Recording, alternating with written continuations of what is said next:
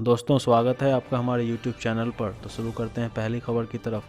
बिहार विधानसभा चुनाव के परिणाम आने के बाद राजद नेता तेजस्वी यादव ने एक प्रेस कॉन्फ्रेंस करते हुए एक कर बीजेपी, नीतीश और चुनाव आयोग पर बरसे। प्रेस कॉन्फ्रेंस के दौरान उन्होंने कहा कि मैं बिहार के लोगों का धन्यवाद देता हूं। उन्होंने आगे कहा कि जनादेश महागठबंधन का पक्षधर था, लेकिन चुनाव आयोग का परिणाम एनडीए के पक्ष में था। उन्होंने आगे कहा कि यह पहली बार नहीं हुआ है। 2015 में भी जब महागठबंधन बना था तब वोट हमारे पक्ष में थे, लेकिन भाजपा ने चोर दरवाजे से सत्ता हासिल किया। हम लोग के दिल में है, हम जीते हैं। और उन्होंने कहा कि बीजेपी चोर दरवाजे से सत्ता में आई है, जेडीयू तीसरे नंबर पर आई। उन्होंने कहा कि नैतिकता के आधार पर नीतीश कुर्सी छोड़ें। उन्होंने आरोप लगाया कि 900 बैलेट पेपर को रद्द कर दिया गया, इसका चुनाव आयोग नियमानुसार जवाब दें। बिहार विधानसभा चुनाव में कांग्रेस के खराब प्रदर्शन पर कांग्रेस नेता और पूर्व केंद्रीय मंत्री तारिक अनवर ने कहा है कि हमारे कमजोर प्रदर्शन के कारण ही महागठबंधन की सरकार से बिहार महरूम रह गया। उन्होंने असदुद्दीन अवैसी की पार्टी AIMIM की बिहार में एंट्री पर भी चिंता जताई। उन्होंने आगे कहा कि हमें सच को स्वीकार करना चाहिए। कांग्रेस के कमजोर प्रदर्शन के कारण ही महागठबंधन की सरकार से बिहार महरूम रह गया। उन्होंने कहा कि कांग्रेस को इस विषय पर आत्मचिंतन करना चाहिए कि कहां चूक हुई। उन्होंने सीएम नीतीश पर निशाना साधते हुए कहा कि भाजपा की मेहरबानी रही तो नीतीश जी इस बार अंतिम रूप से मुख्यमंत्री की शपथ लेंगे। उन्होंने आगे नीतीश पर चुटकी लेते हुए कहा कि बकरे की मां कब तक खैर मनाएगी।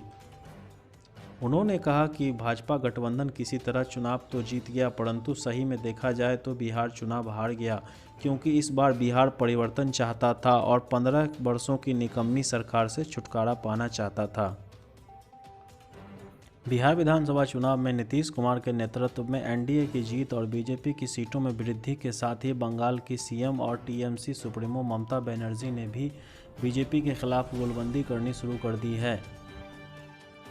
वह बीजेपी विरोधी ताकतों को एकजुट करने में जुट गई हैं और इसी कड़ी में ममता बनर्जी ने गुरुवार को आरजेडी के नेता तेजस्वी यादव को फ़ोन किया और उन्हें एनडीए को कड़ी टक्कर देने के लिए शुभकामनाएं दी। इसी के साथ ही उन्होंने तेजस्वी को गुरु मंत्र देते हुए कहा कि वह निराश नहीं हो और अपनी लड़ाई जारी रखें, उन्हें सफलता जरूर मिलेगी। 2020 बिहार चुनाव को अपना आखिरी चुनाव बताने वाले नीतीश कुमार एक बार फिर पलट गए हैं। नीतीश ने मीडिया से बात करते हुए कहा कि मेरी बात को ठीक से सुनिएगा, ऐसा मैं हर चुनाव में बोलता रहता हूं, अंत भला तो सब भला। नीतीश कुमार की प्रेस कॉन्फ्रेंस में जब मीडिया ने उनसे पूछा कि क्या यह उनका आखिरी चुनाव था, क्या वो अपनी बात पर कायम हैं, तो नीतीश कुमार ने मीडिया से कहा, वो आप लोगों ने ठीक से नहीं सुना। हम हर अंतिम चुनावी सभा में ये बात बोलते रहे हैं, अंत भला तो सब भला। जाहिर है नीतीश कुमार ने साफ कर दिया कि यह चुनाव उनका आखिरी चुनाव नहीं था। प्रेस कॉन्फ्रेंस के दौरान उन्होंने पत्रकारों को वो भाषण सही से सुनने की नसीहत दे दी जिसमें उन्होंने आखिरी चुनाव होने की बात कही थी। नीतीश कुमार ने 5 नवंबर को पूर्णिया के दमदाहा में चुनावी सभा को संबोधित करते हुए कहा था कि आज चुनाव प्रचार का आखिरी दिन है, परसों चुनाव है, ये मेरा अंतिम चुनाव है, अंत भला तो सब भला। हरियाणा सरकार ने मेडिकल कॉलेजों में MBBS की फ़ीस 20 गुना तक बढ़ा दी है। मेडिकल कॉलेजों में फ़ीस 50,000 रुपये प्रति वर्ष से बढ़ाकर 10 लाख रुपये प्रति वर्ष कर दी गई है। अब MBBS कोर्स में दाखिला लेने वाले छात्रों को 4 साल के कोर्स के लिए 40 लाख रुपये चुकाने होंगे। कॉलेजों की फीस वृद्धि पर इंडियन मेडिकल एसोसिएशन के अध्यक्ष डॉक्टर रंजन शर्मा ने हरियाणा सरकार द्वारा राज्य के सरकारी मेडिकल कॉलेजों की फीस बढ़ाने के फैसले की निंदा की है। हरियाणा सरकार के फैसले पर टिप्पणी करते हुए डॉक्टर रंजन शर्मा ने कहा कि मैं इस फैसले की कड़ी निंदा करता हूं। उन्होंने कहा कि हम गरीब परिवारों के छात्रों के लिए क्या कर रहे हैं, जो प्रवेश परीक्षा पास करने के बाद सरकारी कॉलेजों में प्रवेश लेते हैं। बॉलीवुड में सुशांत सिंह राजपूत की मौत के बाद बॉलीवुड में एक और खुदकुशी का मामला सामने आया है। सुशांत सिंह राजपूत की फिल्म काई पोछे में काम कर चुके एक्टर आसिफ बसरा को लेकर एक बुरी खबर सामने आई है। एक्टर ने 53 साल की उम्र में सुसाइड कर दुनिया को अलविदा कह दिया। एक्टर आसिफ बसरा ने हिमाचल प्रदेश के धर्मशाला में एक कैफ़े के पास आत्महत्या कर अपनी जीवन लीला समाप्त कर ली। बड़ी खबर तो ये भी है कि एक्टर ने अपने ही पालतू कुत्ते की रस्सी से फंदा लगाकर जान दे दी। हालांकि अब तक एक्टर की आत्महत्या की वजह का खुलासा नहीं हो पाया है। इलाके के एसपी विमुक्त रंजन ने इसकी पुष्टि की है। एक्टर आसिफ बसरा की मौत की सूचना मिलने पर पुलिस टीम मौके पर पहुंची। पुलिस ने शव को कब्जे में लेकर मामले की जांच शुरू कर दी है। पबजी मोबाइल गेम जल्द ही हो सकता है दोबारा शुरू। पबजी गेम के निर्माताओं ने पुष्टि की है कि एक नए पबजी मोबाइल इंडिया नामक गेम के एक नए संस्करण पर काम चल रहा है।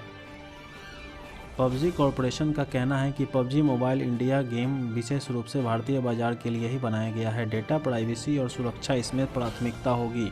पबजी कॉरपोरेशन का कहना है कि पबजी मोबाइल इंडिया को विशेष रूप से भारतीय गेमर्स के लिए ही तैयार किया गया है। एक आधिकारिक बयान में डेवलपर ने कहा कि गेम के विभिन्न पहलुओं को भारतीय गेमर्स के लिए ही कस्टमाइज किया जाएगा, जैसे कि गेम को अब वर्चुअल सिमुलेशन ट्रेनिंग ग्राउंड में सेट किया जा रहा है।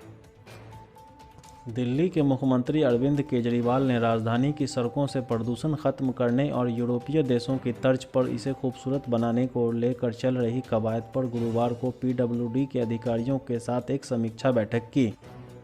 सीएम अरविंद केजरीवाल ने अधिकारियों को निर्देशित किया कि पायलट प्रोजेक्ट के तहत दिल्ली की चिन्हित 7 सड़कों पर आ रही सभी बाधाओं को जल्द से जल्द दूर किया जाए।